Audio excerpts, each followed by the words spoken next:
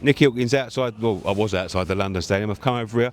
There was no one left to talk to, Dave. Only you. You wanted to talk about it. I mean, if nobody thought we was in trouble before, they've got to be convinced by that. Yeah, that was as close to a must-win you can get in October as you're going to get. It was a bold starting 11 if we put it like that. Yeah, I looked here. I've said before. I think Diouf is a fantastic crosser of the ball, but if you've got no striker up there, nullifies that. And he's a little bit suspect defensively, and I understood putting Scholes in. Irving's never let us down when he's played, and I thought maybe he's going to try and get something different out of him. Maybe he's been working on something whilst Diouf and that's been away for the international break, and he thought this is what I'm going to go with today. But I don't know where the inverted fullback idea come from. It's a brave call, but he really's got it wrong tonight. He got it badly wrong. Like it's.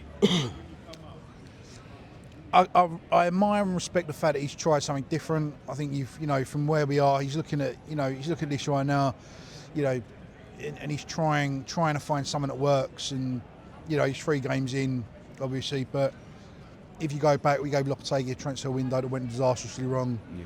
We gave Potter a transfer window that you look at and say that's disastrously wrong. I mean, the goal, what Kilman's doing, I don't know. The goal that was ruled offside looked to me like Tadibo and Kilman had no communication. And then the last goal, we're ball watching. It's the last seconds of the game. We're down to 10 men. We're down to 10 men, but defensively you've still got to switch on. You can't give a guy that much free space.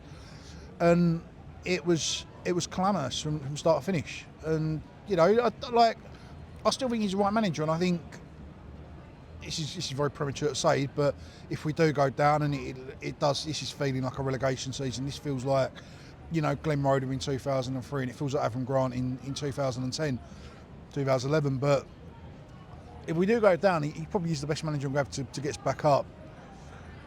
But how big a rebuild is that going to be, given? But have you seen anything tonight that shows he's got any tools that he can put together to at least make it compare? Because that was pathetic, Dave. I mean, yeah. We could have been 5 down by half time. They've been nearly as bad as us. Yeah, that's exactly it. It was pathetic. If we're looking for some positives, I thought Marshall, when he came on, at least had some energy up front. We seemed to, like, Somerville had some direction. The end product needs to improve. Bowen had an off night, but we know the quality of player he is. So there's maybe the tools there that we can do something with Marshall.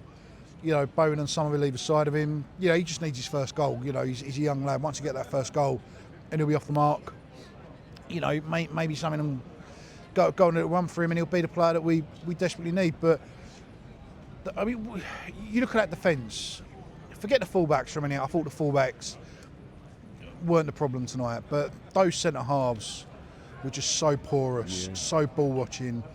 I mean, you go back to the inverted fullback. I mean, the inverted fullback thing completely nullified anything we had, because we had 2 left-footed players in Bowen and Scholes on the right, and 2 right-footed players in Somerville and Walker Peters on the left, and therefore they've never got the overlap, because as soon as the overlap comes, they've got to cut back inside.